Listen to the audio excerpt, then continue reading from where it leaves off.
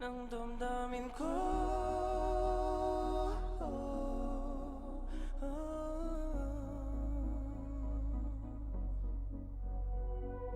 Hindi mo ba ako lilisanin? Hindi pa ba sapat pagpapahirap sa'kin?